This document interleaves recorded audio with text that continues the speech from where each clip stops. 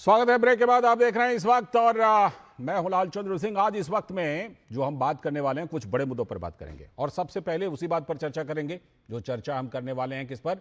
जो अभी हम आपको दिखा भी रहे थे कि लोकसभा में जो स्पीकर के खिलाफ अविश्वास प्रस्ताव चल रहा है उस पर हम चर्चा करेंगे खास मेहमानों के साथ। और इसके बाद बात करेंगे कि चुनाव की पूरी टीम जो है वो पश्चिम बंगाल के दौरे पर है, तो कोलकाता में कई बैठकें हुई हैं, प्रेस कॉन्फ्रेंस भी हुई है, उसके बारे में बात करेंगे। और साथ ही आपको ये भी बताएंगे कि जो पश्चिम एशिया में युद्ध चल रहा है ईरान के साथ, इजरायल और अमेरिका का, तो उसको लेकर कई तरह के संकट आ रहे हैं।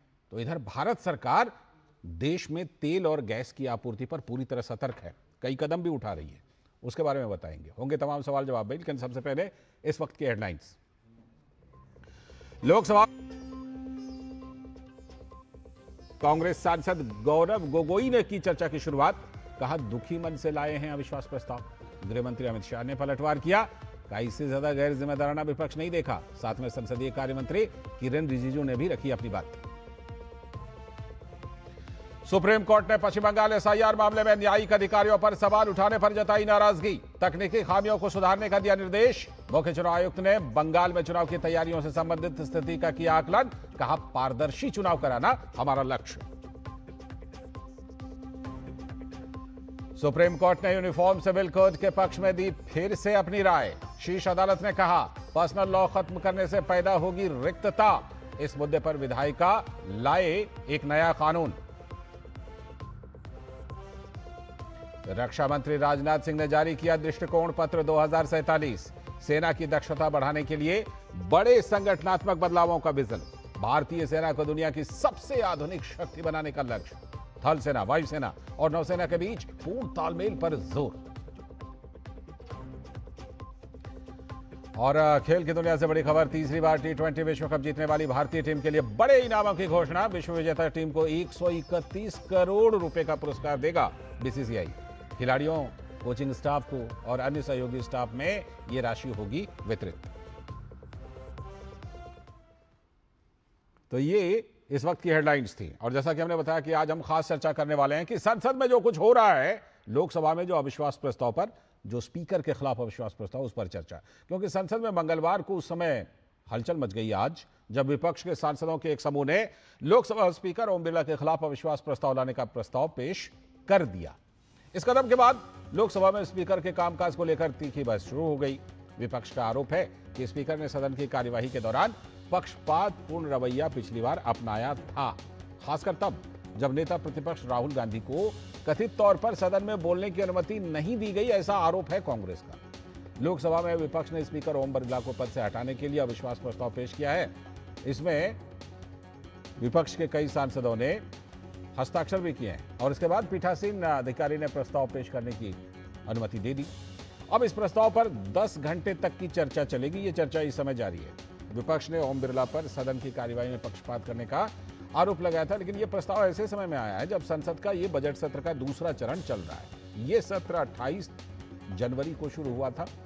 पहला चरण 13 फरवरी तक चला था, जबकि दूसरा चरण अभी इन दिनों जारी है।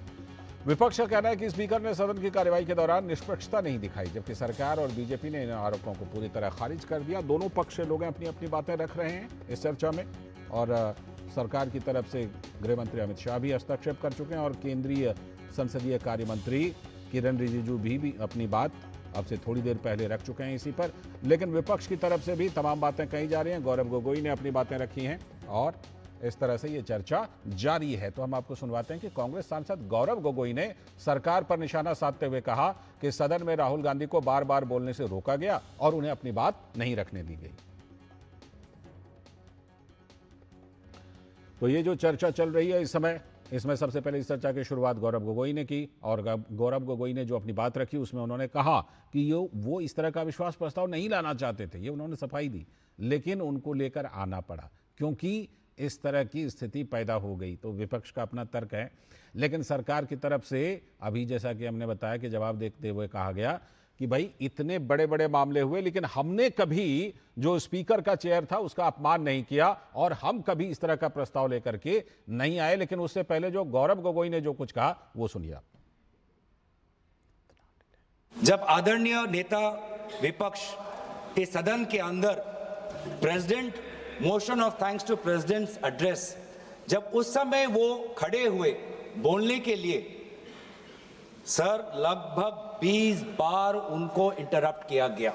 20 बार उनके बीच में इंटरवेंशंस आते हैं आदरणीय अध्यक्ष महोदय के, पैनल ऑफ चेयरपर्सन, उस समय जो चेयरपर्सन होते हैं, senior members of treasury benches, defence minister, home minister, parliamentary affairs minister, 20 बार नेता विपक्ष को बार बार संयोजित तरीके से motion of thanks to president's address, जो इतना महत्वपूर्ण चर्चा है, 20 बार उनको इंटरप्ट किया गया। किस कारण से, किस उद्देश्य से? ये आपने बात सुनी विपक्ष की। विपक्ष लगातार ये कह रहा है कि भाई हमें रोका गया, लेकिन जब ये बात हो रही थी तो गृह मंत्री, केंद्रीय गृह मंत्री अमित शाह ने हस्तक्षेप किया, जवाब देते हुए कहा कि इससे ज्यादा गैर जिम्मेदार विपक्ष कभी नहीं देखा। पार्लियामेंट्री अफेयर्स मिनिस्टर मैं भी विधानसभा में रह चुका हूं। उनको तभी खड़ा होना पड़ता है जब पार्लियामेंट चलने के नियमों से दूर कोई चीज होती है। ये बात सही है कि पार्लियामेंट्री अफेयर्स मिनिस्टर के नाते सबसे ज्यादा इंटरप्ट किरण रिजिजू ने किया है, मैं सहमत हूं, मगर ऐसा इरिस्पॉन्सिबल विरोध पक्ष भी कभी नहीं आया। और सरकार की तरफ से सबसे ज्यादा जो जवाब दिया वो फिलहाल अभी तक संसदीय कार्य मंत्री किरण रिजिजू ने दिया है। उन्होंने कहा 75 सालों में सबसे ज्यादा स्पीकर तो आपकी पार्टी से रहे, लेकिन हमने तो कभी इस तरह का नहीं लाया।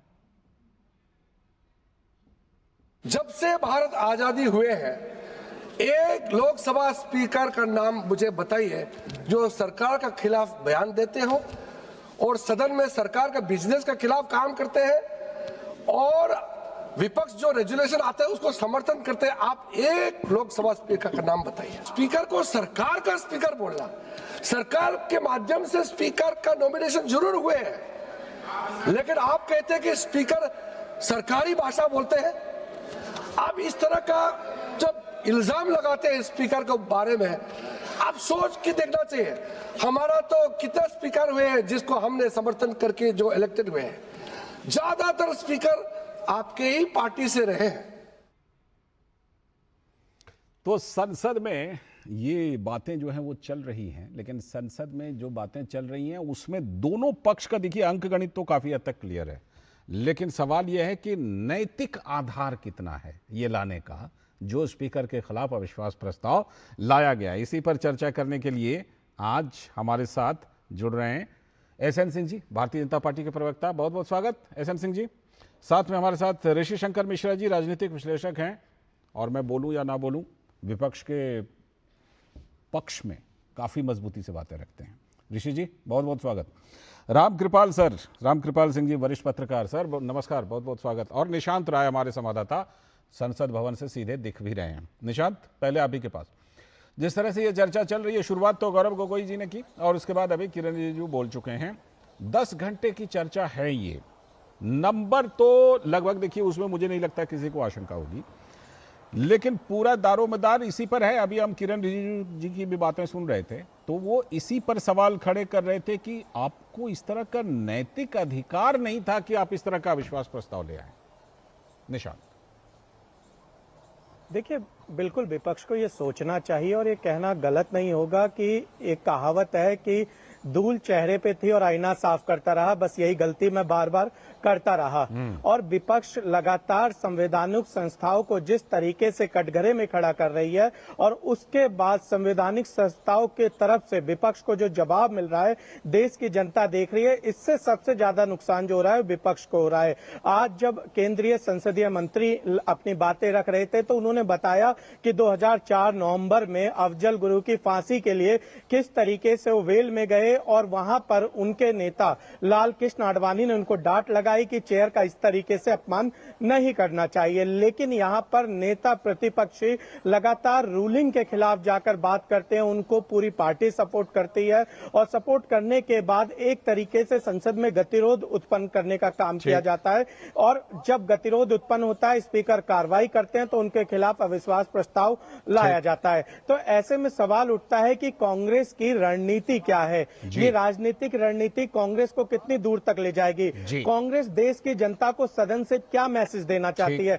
इसके साथ एक बड़ी बात केंद्रीय संसदीय मंत्री ने और कही कि विपक्ष के कई सारे सांसद हैं जो कि परेशान हैं कांग्रेस के इस रवैये से। ठीक, मैं लौटता हूं आपके पास, लौटता हूं, और ये खास तौर पर ये भी कि 10 घंटे की चर्चा रखी गई है, तो शायद कल जाकर ये पूरा हो पाए, और इस पर जो अंतिम अगर वोटिंग वगैरह की जरूरत पड़ती है तो शायद वो भी हो।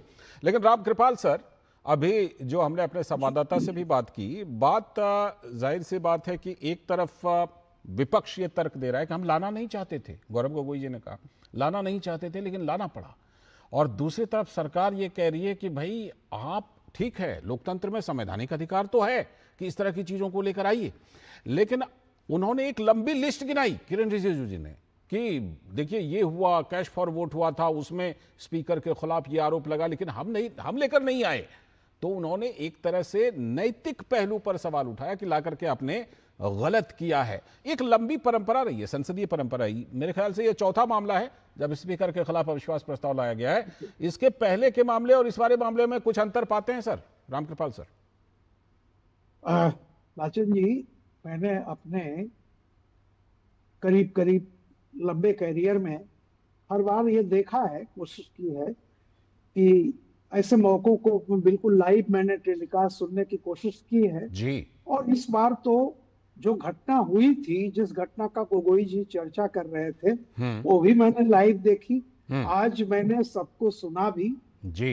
मैं ये कह सकता हूं कि गोगोई जी ने जितना तर्क संगत ढंग से आज चीजों को रखा है, मैं समझता हूं कि विपक्ष को सोचना चाहिए। और जब कल संसद की कार्रवाई शुरू हुई, अमूमन नियम यह होता है कि जब भी कोई स्पीकर के खिलाफ अगर अविश्वास प्रस्ताव है तो सारे काम रोक करके पहले उसी पर चर्चा होती है। बिल्कुल। लेकिन कल जिस तरह से विपक्ष खुद आए बाएं साए भागता रहा, तभी मुझे लग गया था कि ये समझ गए हैं कि हमने एक गलत कदम उठा लिया है। आज जब गौरव गोगोई जी ने कहा, मैं सुन रहा था एक एक, उन्होंने कहा कि हमारे नेता यानी प्रतिपक्ष नेता राहुल गांधी जी को टोका टोकी की गई 20 बार। वो कृपया ये भी बता देते कि राहुल गांधी जी क्या बोल रहे थे। उन्होंने कहा कि राष्ट्रपति के अभिभाषण प्रस्ताव पर धन्यवाद प्रस्ताव पर बात हो रही थी।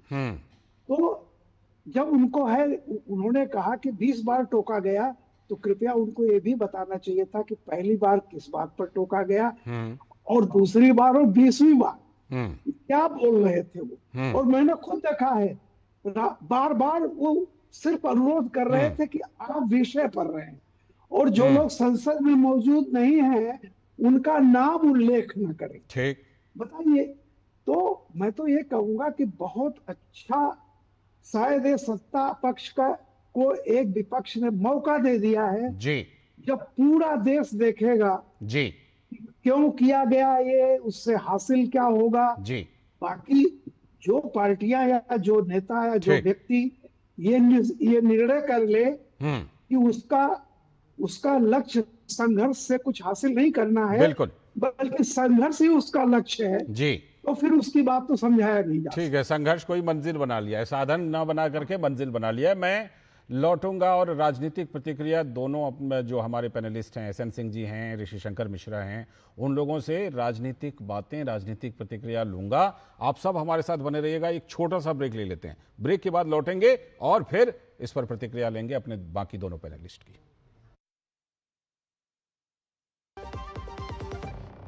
ट्रिंग ट्रिंग। हेलो, मैं तुम्हारे पापा के बचपन का दोस्त चतुर चाचा। प्रणाम चाचा जी। उनसे बेटे 5000 लिए थे, अभी अभी तुम्हें ट्रांसफर किया है बेटे, पर गलती से 50 चले गए। पेमेंट मैसेज चेक कर लो बेटे और बाकी 45 मुझे लौटा दो। आपका मैसेज बाद में, पहले अपना बैंक अकाउंट चेक कर लो। अरे मूर्ख ना हूँ मैं। शाबाश। यूपीआई कहता है कोई नकली पेमेंट का मैसेज भेजकर पैसे वापस मांगे तो उसे कहो मैं मूर्ख नहीं।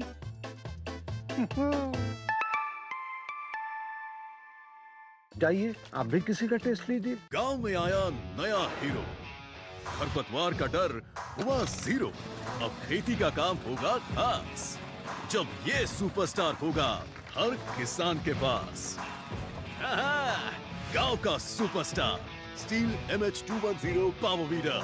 स्टील उपकरण लाए परिवर्तन। क्या आपको है आकर्षक बचत विकल्पों की तलाश? LIC प्रस्तुत करता है नवजीवन श्री सिंगल प्रीमियम प्लान। एक मुश्त प्रीमियम राशि जमा करें, जीवन बीमा कवर का आनंद उठाएं, परिपक्वता पर गारंटीकृत निश्चित राशि प्राप्त करें, तरलता विकल्प भी उपलब्ध। अभी खरीदें।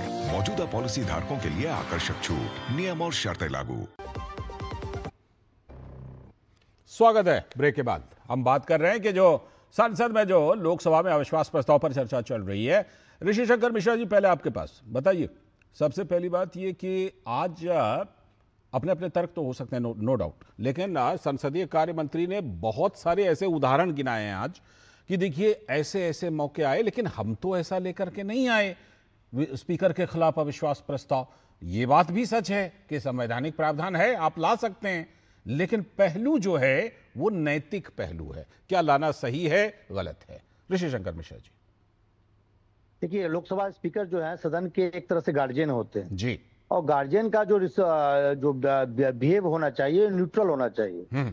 जब आप, ठीक है, आप भाजपा से सांसद चुने गए हैं, भाजपा के कार्यकर्ता रहे हैं, लेकिन जब भाजपा के किसी सांसद या किसी भी पार्टी के किसी सांसद को जब आप संवैधानिक पद पे वो चले जाते हैं जी, ओम बिरला जी लोकसभा स्पीकर हैं, उनकी भूमिका एक गार्जियन के रूप में होनी चाहिए।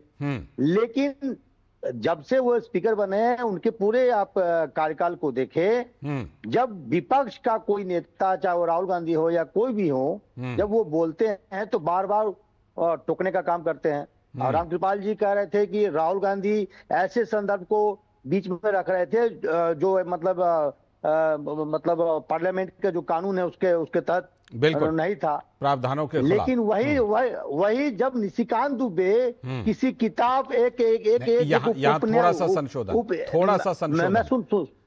संशोधन उस समय भी स्पीकर जी ने रोका था निशिकांत दुबे को। हमने वो दृश्य बिल्कुल नहीं रोका था। क्या वो पार्लियामेंट के रिकॉर्ड में है कि नहीं उनका बयान?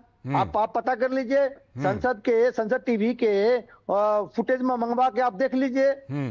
लालचंद जी, क्या निशिकांत दुबे ने प्रथम प्रधानमंत्री के चरित्र पर सवाल उठाया? वो भी किसी मतलब उपन्यास के में लिखे हुए किसी व्यक्ति द्वारा झूठे तथ्य को उल्लेख करते हुए। तब तो निशिकांत दुबे को ओम बिरला जी ने नहीं रोका। लेकिन अब राहुल गांधी किसी अखबार में छपे हुए तथ्य को रख रहे थे तो आपने उनको बोले नहीं दिया। उन्होंने कहा किताब रख रहे थे वो। एक ही संदर्भ में दो प्रकार के रिस्पांस मिलेंगे। सत्ता पक्ष के साथ तो आप बोले। देखिए, रामकृपाल सर भी असहमत हैं क्योंकि कुछ बातें तथ्यात्मक तौर पर आपने ऐसे बोल दी। अरे रामकृपाल जी की तरह हम विद्वान नहीं है, थोड़ा हमको एक लाइन रामकृपाल सर बोलना चाह रहे हैं, फिर आप जवाब दीजिएगा। रामकृपाल सर को एक लाइन बोलने के लिए दीजिए ना। दोनों का एक फर्क है। राहुल जी जिस किताब का जिक्र कर रहे थे वो किताब छपी ही नहीं। यस, अप्रकाशित। और निशिकांत दुबे जिस सारी प्रकाशित पुस्तकों का बंडल लेकर गए थे निशिकांत दुबे जी। ये फर्क समझ लीजिए। ठीक, अब ऋषि जी बोलिए। प्रकाशित किताब को भी कोट नहीं करना है पार्लियामेंट में। पार्लियामेंट के रूल रेगुलेशन को आप जरूर जानते हैं। आप जानबूझ के अगर आप उसको ऑथेंटिकेट करते हैं तो कर सकते हैं प्रकाशित किताब को। तो क्या निशिकांत दुबे ने ओम बिरला से परमिशन लिया था? गलत तथ्य रखते इतने बड़े पत्रकार है। एसएन सिंह जी, नाम है अब रामकृपाल जी, बिल्कुल एसएन सिंह जी, इनका ये कहना है कि जिस व्यवहार के लिए आप राहुल गांधी जी पर आरोप लगाते हैं वही व्यवहार आपके सांसद निशिकांत दुबे जी ने क्यों किया? देखिए, मुझे लगता है कि कांग्रेस के समर्थक जो हमारे मित्र ऋषि जी हैं, इनको एक बात समझनी चाहिए कि जब सरकार है जिम्मेदार, हर चर्चा को तैयार, तो फिर विपक्ष क्यों मचा रहा है रार? इसलिए मचा रहा है रार कि उसको लगता है कि मैं और मेरा, मतलब मैं जो कह दिया वही सही। ये प्रथम परिवार जो है ना, वो सत्ता में रहे तो भी और सत्ता के बाद में वो ये चाहता है कि मैं जो कह दूं मान दीजिए, तब तो कॉन्फिडेंस है, अगर नहीं माने तो नो कॉन्फिडेंस है। अगर हमारी बात तो विश्वास, नहीं तो अविश्वास। अगर चुनाव है हमारी बात माने तो विश्वास, नहीं तो अविश्वास। अगर सेनाध्यक्ष हमारी बात माने और नहीं माने तो अविश्वास। तो ये जो प्रथम परिवार है, ये सारा भूल वो करता है। और सवाल कौन पूछ रहा है? जो पार्टी 1975 में आपातकाल लगा देती है, प्रेस की स्वतंत्रता को बाधक बाधित कर देती है, नेताओं को जेल में डाल देती है। 1973 में न्यायपालिका में हस्तक्षेप कर देती है। 3 जज जो सीनियर होते हैं उनको बाईपास करके राय को चीफ जस्टिस बना देती है। अनुच्छेद 356 का दुरुपयोग करके चुनी हुई सरकारों को गिरा देती है।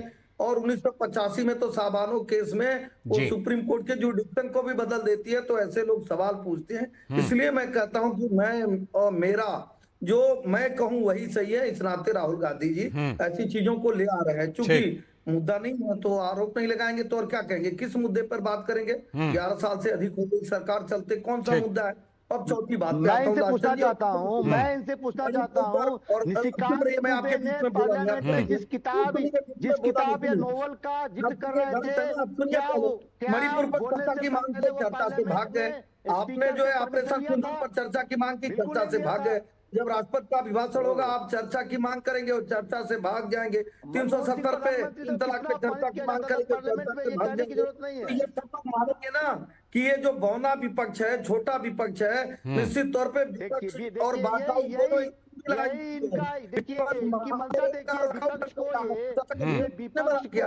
चर्चा तो कर रहे हैं। कौन नहीं जानता है कि आप जो बात पे चर्चा कर रहे हो ये प्रस्ताव पास होने वाला नहीं है। भारत नहीं दुनिया के लोग जानते हैं, पढ़े लिखे लोग जानते हैं। मुझे लगता है कि हमारे जो कांग्रेस समर्थक मिश्रा जी बैठे हैं भी जानते हैं। तो आप चर्चा क्यों चाहते हैं? चर्चा इसलिए चाहते हैं क्योंकि आपको एक डाइवर्ट करना है किसी तरह से, मुद्दा है नहीं। किस तरह से आप मीडिया का ध्यान आकर्षण करेंगे उतना नहीं तो चर्चा के लिए होता है। आपने कभी चर्चा पे ऋषि जी लौट के आता हूं मैं, जब राष्ट्रपति का अभिभाषण होता है एसएन सिंह जी आता हूं लौटकर।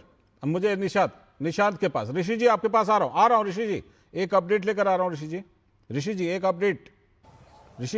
अपडेट लेकर आ रहा हूं। निशांत बताइए, 10 घंटे की चर्चा रखी गई है, कल क्या इस पर ये अंतिम परिणति तक पहुंच जाएगी और क्या वोटिंग वगैरह की भी सीन बन रही है क्या? देखिए अभी तो चूंकि चर्चा हो रही है और जाहिर सी बात है कि लोकसभा में सत्ता पक्ष के पास पूर्ण बहुमत है, तो ऐसे में उम्मीद की जा सकती है कि जब ये चर्चा खत्म होगी तो विपक्ष का जो मोशन लाया है ये प्रस्ताव गिरेगा ही। लेकिन अभी देखने वाली बात होगी कि चर्चा के अंतिम रूप में आखिर क्या होता है, क्या ये वोटिंग तक जाती है या फिर विपक्ष चूंकि पहले से इस चर्चा से भागने की कवायद में था और हमने देखा था कि कल किस तरीके से वेस्ट एशिया में जो स्थितियां उस पर मांग करने लगा था और उसको वो भी एक तरीके से रूलिंग के खिलाफ चीजें थी। लेकिन अभी चूंकि सत्ता पक्ष और विपक्ष इस पूरे मामले पर अपनी बात रख रहा है, इंतजार करना होगा। और अभी सत्ता पक्ष के हाथ में एक बड़ा मौका है, लगातार विपक्ष के तमाम उन चीजों को बेनकाब कर रहा है, वहीं विपक्ष की ओर से सत्ता पक्ष पर भी लगातार आरोप लगाए जा रहे हैं। ठीक रामकृपाल सर, जो बात अभी ऋषि शंकर मिश्रा जी कह रहे थे कि भाई उन्होंने नहीं दिया बराबर का मौका, लगातार उन्होंने पक्षपात दिखाया तो ले आए, ये तर्क है। अब देखिए आप देखिए कि ये बहुत सारे स्पीकर पर इस तरह के आरोप लगाते हैं विपक्ष वाले, विपक्ष में जो भी रहता है, मैं किसी एक पार्टी की बात नहीं कर रहा, वो आरोप तो लगाते हैं, लेकिन इस तरह का अविश्वास प्रस्ताव लेकर आ जाना ये तो बहुत ही कम रेयर है।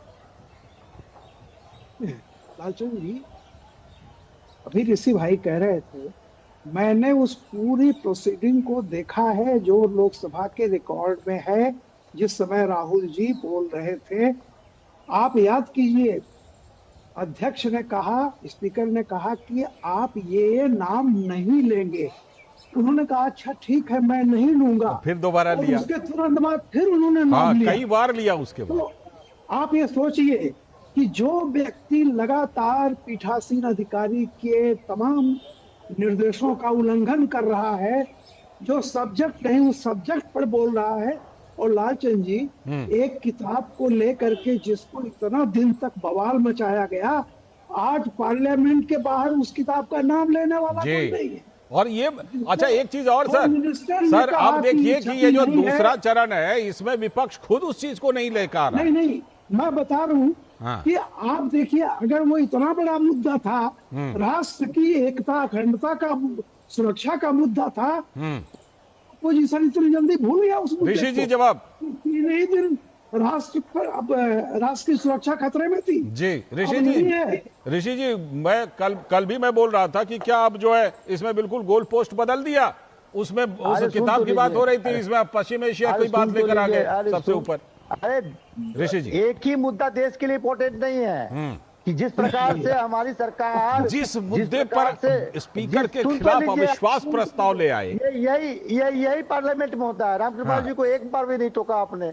जब मैं बोल रहा हूँ तो आप बार बार टोक रहे हैं। यही पार्लियामेंट में होता है, जनता देख रही है। अभी हम लोग बात कर ही रहे थे। आप सुन लीजिए ना, रामकृपाल जी गलत तथ्य रख रहे हैं। मैं दावे के साथ कह रहा हूँ, निशिकांत दुबे ने जिस किताब या नोवेल का चर्चा नेहरू जी को कोट करते हुए कहा, क्या पार्लियामेंट में स्पीकर से परमिशन लिए थे वो? मैं दावे के साथ करता हूँ उन्होंने नहीं लिया था। जवाब दे रहे हैं।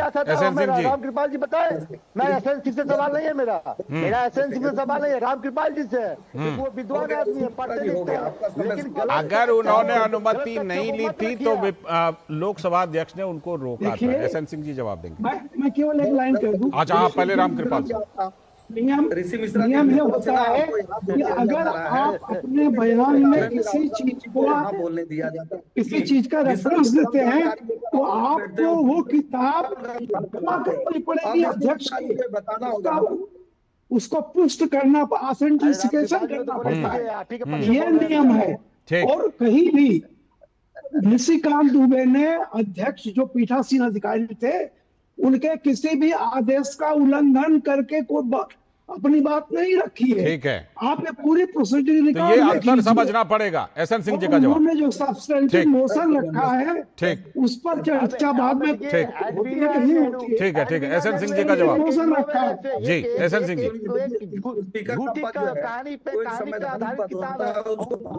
नहीं बनाई, सरकारें आती जाती रहती और इसका निर्णय जो है संसदीय नियमों के तहत लेता है, एक प्रक्रिया के अधीन होता है। ठीक है, जो भी लोकसभा स्पीकर होता है वो संसदीय प्रक्रिया, संसदीय मर्यादा। समय की कमी है।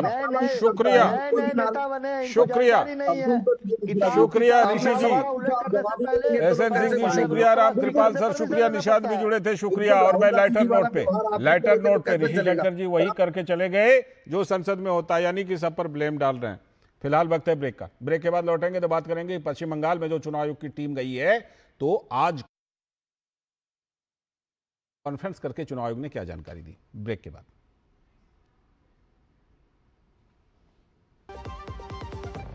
गांव में आया नया हीरो, खरपतवार का डर हुआ जीरो।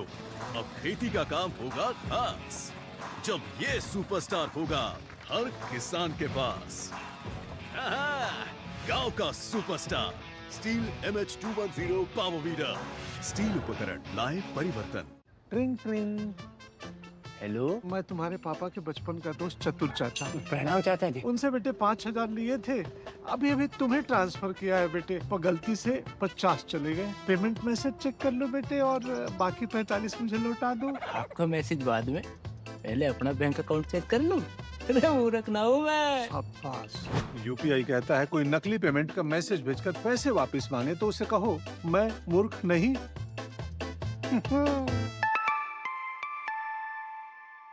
जाइए आप भी किसी का टेस्ट लीजिए। जब धरती चीर कर निकलता है लोहे का पत्थर और मिलता है मोंगिया के जोश से, फिर तपता है, पिघलता है और बनता है फौलाद। अब होता है सरिया सारी खूबियों के साथ। मोंगिया स्टील, मजबूत देश का मजबूत सरिया।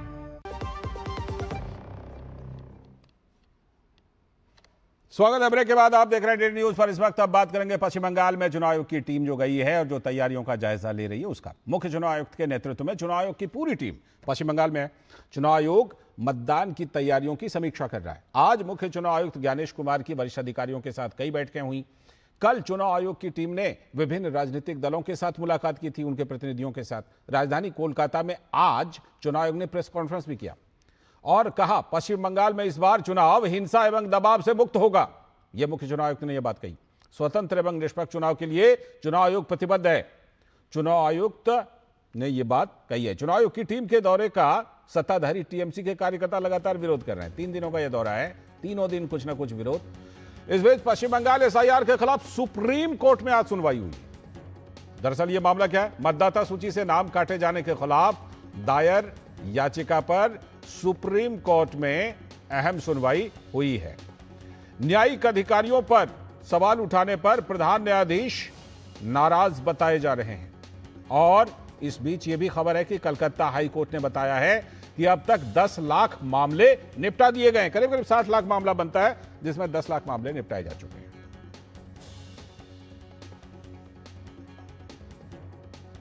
पहले आपको मुख्य चुनाव आयुक्त की बातें सुनवाते हैं। मुख्य चुनाव आयुक्त ज्ञानेश कुमार ने अधिकारियों और हिंसा फैलाने वालों को सख्त चेतावनी दी है और कहा कि यदि हिंसा हुई तो सख्त से सख्त कार्रवाई की जाएगी। पश्चिम बंगाल के हर मतदाता को यह आश्वस्त करना चाहता है कि चुनाव की प्रक्रिया में कोई भी अधिकारी, किसी भी स्तर का अधिकारी कानून, नियम और चुनाव आयोग के निर्देशों के तहत ही काम करेगा और अगर उसमें कोई भी लापरवाही बरती गई तो उस व्यक्ति के खिलाफ सख्त से सख्त कार्रवाई की जाएगी। ये चुनावी हिंसा बर्दाश्त नहीं की जाएगी। चुनाव में किसी भी मतदाता के ऊपर दबाव बर्दाश्त नहीं किया जाएगा।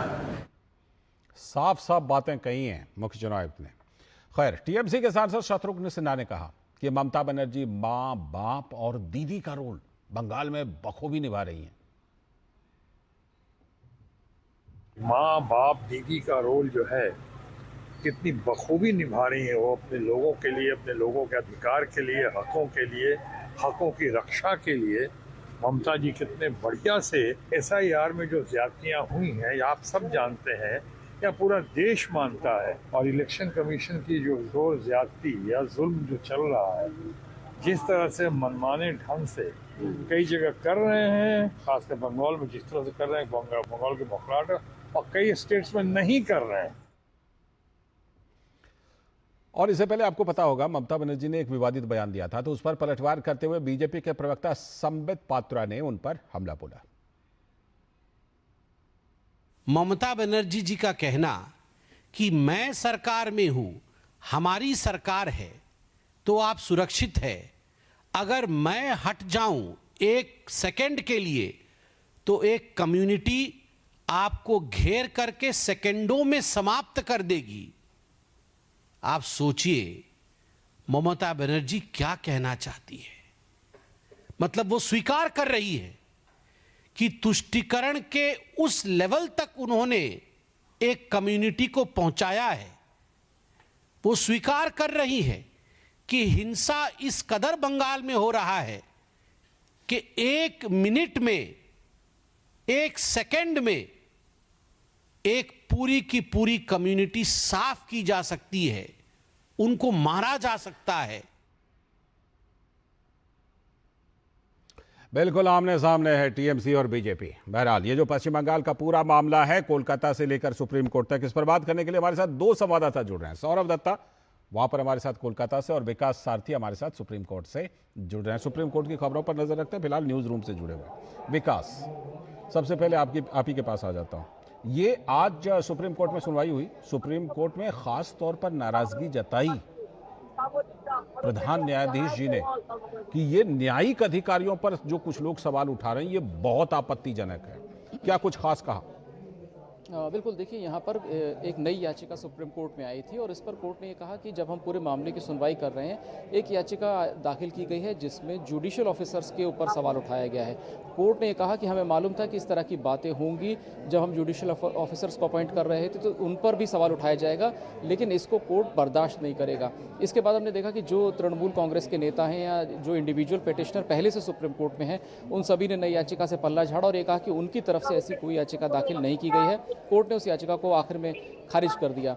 इस बीच यहाँ पर 2 बातें उठाई गई थी। पहला ये कि जो 10 लाख के आसपास दावों का निपटारा किया गया, अब उनमें कुछ लोगों की जो एप्लीकेशन थी उनको स्वीकार किया जुडिशियल ऑफिसर्स ने और कुछ को रिजेक्ट किया। तो जो रिजेक्ट की गई हैं उनको उनके खिलाफ जो अपील दायर की जाएगी उसके लिए सुप्रीम कोर्ट ने एक और अंतरिम व्यवस्था यहाँ पर की है और ये कहा है कि कलकत्ता हाई कोर्ट के या तो 1 या 1 से ज़्यादा रिटायर्ड जजेस को अपॉइंट किया जाए उनको एक एपीलेट ट्रिब्यूनल का दर्जा दे इलेक्शन कमीशन, इसको लेकर नोटिफिकेशन जारी करे और जो दावे रद्द किए गए हैं अभी जुडिशियल ऑफिसर्स के स्तर पर, उनकी सुनवाई ये रिटायर्ड जजेस करेंगे। अब सुप्रीम कोर्ट यहाँ पर बहुत ही ज़्यादा सतर्क होकर के इस तरह के निर्देश दे रहा है, क्योंकि अगर इस मामले में फिर से सीईओ को लाया जाता, चुनाव आयोग की तरफ से राज्य चुनाव आयोग के सीईओ को लाया जाता, तो फिर सवाल उठते और ये कहा जाता कि दोबारा चुनाव आयोग इस तरह की कार्रवाई कर रहा है, इस तरह की गतिविधि हो रही है। इसीलिए कोर्ट ने यहाँ पर एक बार फिर रिटायर्ड जजेस के, हाई कोर्ट के रिटायर्ड जजेस को अपीलेट ट्रिब्यूनल के तौर पर नियुक्त करने का निर्देश दिया है और इसको लेकर के चुनाव आयोग को अब एक अधिसूचना जारी की। ठीक सौरभ, आज वहां पर मुख्य चुनाव आयुक्त ने प्रेस कॉन्फ्रेंस किया है, बहुत सारी बातें कही हैं, कुछ बातें हमने सुनवाई भी कि हिंसा बिल्कुल बर्दाश्त नहीं की जाएगी, किसी भी तरह की गड़बड़ी, और इसमें जो जिम्मेदार अफसर होंगे उनके खिलाफ भी कार्रवाई होगी। आज क्या कुछ कार्यक्रम है मुख्य चुनाव आयुक्त का, चुनाव आयोग की टीम का, और क्या आज अंतिम दिन है उनके दौरे का? लालचंद जी, देखिए आज तो अंतिम दिन है और इस प्रेस कॉन्फ्रेंस के खत्म होने के बाद ही चुनाव आयोग के, बंगाल के चुनाव आयोग के जो अधिकारी हैं उनके साथ एक बैठक करने के बाद ही मुख्य निर्वाचन कमिश्नर अपने फुल बेंच के साथ दिल्ली रवाना हो गए हैं। और आज जो सवाल उठे हैं प्रेस कॉन्फ्रेंस की अगर आप बात करें तो प्रेस कॉन्फ्रेंस में जो सवाल अहम था उससे ही पता चलता है कि बंगाल की जनता में सवाल क्या है। पहली सवाल एक, क्या हिंसा मुक्त निर्वाचन संभव है? तो उसका जवाब आपने सुना कि चुनाव आयोग ने क्या कहा है। दूसरी बात यह था कि जो बार बार टीएमसी की तरफ से ये सवाल उठाया जा रहा है कि लॉजिकल डिस्क्रिपेंसी सिर्फ बंगाल में हो रहा है। आज मुख्य निर्वाचन कमिश्नर ने ये साफ कर दिया है, लॉजिकल डिस्क्रिपेंसी 12 स्टेट में ही था, सब केसेस में ही सुनवाई हुआ है। पश्चिम बंगाल में जो हुआ है, पश्चिम बंगाल में टीएमसी कोर्ट गई है, सुप्रीम कोर्ट गई है और वो अभी अंडर एडजुडिकेटेड है। और आज के जो डेवलपमेंट है उसके चलते भी हमने सवाल पूछे थे सीईसी से कि आप 60 लाख 16 में 10 लाख 16 का निपटारा हो चुका है, तो बाकी का क्या होगा? तो उन्होंने कहा कि सुप्रीम कोर्ट जो आदेश दे रहा है, बिल्कुल जाहिर सी बात है कि सुप्रीम कोर्ट इस पर सुनवाई कर रहा है और सुप्रीम कोर्ट की नजर में ये बातें हैं और सब कुछ ये नजर में है कि कब चुनाव होना है, कब उसकी घोषणा होनी है और उससे पहले कितने काम निपटाने हैं। फिलहाल आपका बहुत बहुत शुक्रिया, आज समय की कमी है। सौरभ दत्ता और विकास, आपका भी बहुत बहुत शुक्रिया। और इसी के साथ आज के इस वक्त में इतना ही, पूरी टीम को दीजिए अनुमति। नमस्कार।